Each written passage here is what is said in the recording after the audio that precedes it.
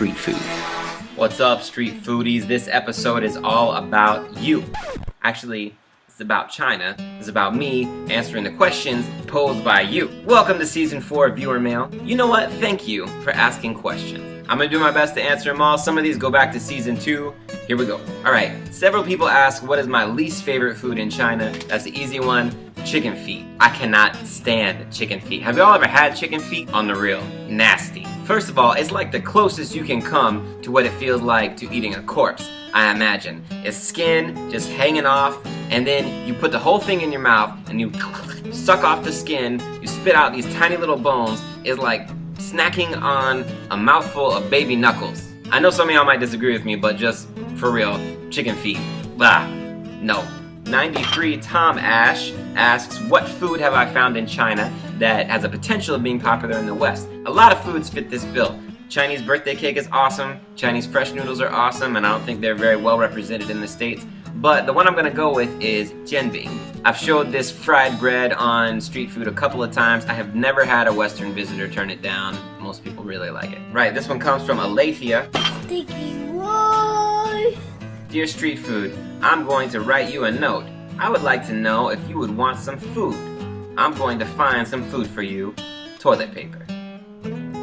She's 3, so, you know, it's a little non sequitur. Still adorable.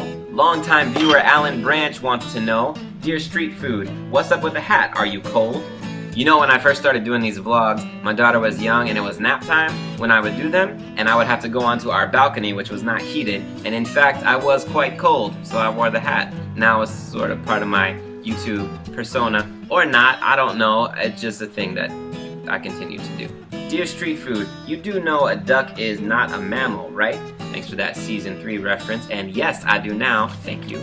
D Posse writes, dear street food, what can your loyal fans do to help you promote your awesome channel? Ah, thank you, D Posse. I'm actually not very good at promotion, so I don't have a very good answer to your question, but I do appreciate when you guys share my videos with your friends. It makes me feel good to know people are watching, learning something about China, and just seeing what it's like over here. But honestly, I make these for fun, so you don't have to share it. You can just watch it, enjoy it. My good friend Chuck Ellis wants to know, what types of food are completely unavailable?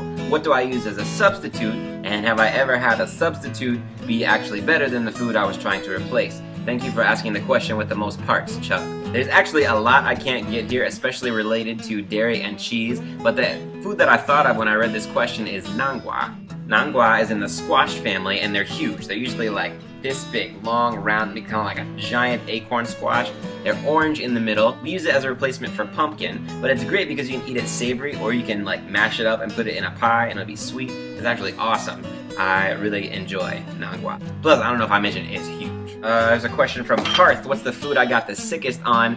The sickest I've ever been is in Hong Kong. I don't know exactly what caused it, but I might as well blame it on the chicken feet, because they were nasty.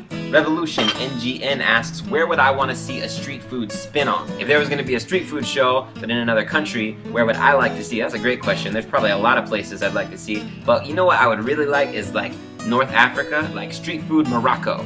I could learn about North African culture. Plus I could see like Mediterranean kebab styles, I assume. I mean, I don't know, I've never been to Morocco.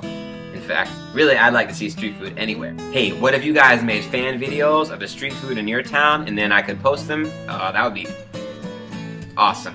It's like synergistic, you know? That's a word. Jason and Alex Grennan want to know if I've had the experience where they try to make an American food, but they don't really nail it. Yes. You know what I really don't like is when they make bacon. I, as an American, prefer my bacon pretty crispy, at least well done.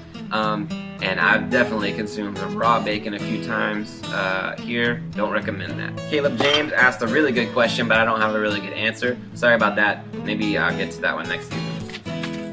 Final question comes from my good friend, the surfing violinist. He lives in India. He's an awesome YouTuber. He makes some really creative stuff, really funny stuff, and stuff about Indian culture, so you should check it out if you haven't already. He asks if there is a Chinese drink to which I am partial, something I might miss if I were to leave China. Now, I've talked about milk tea already. I love milk tea, but the drink I want to introduce you guys to finish off this episode is called jiaoniang.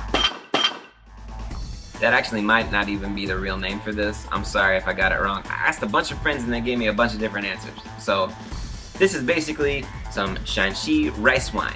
You drink it hot. It comes in these mason jars, and it's got actual grains of rice in it that have gone through a fermentation process. You heat it up, and you have to cut it with some water because it's straight thick. It's like drinking pasta water even after you dilute it. It's a real starchy way to get your drink on if you're celebrating like Shanxi style celebration. You guys might need some rice wine of your own after this episode. I know it was long, but thank you for asking the questions, and cheers to you for sticking around to hear the answers. Please keep the questions coming. I would love to do another viewer mail episode in the future. We've still got a few more episodes this season. We're going to check out some different cities in China. I hope you keep watching. Until next week, eat it on the street. Watch out for the parasites. Ganbei! That's like what you say when you can throw it back. Ganbei! Street food.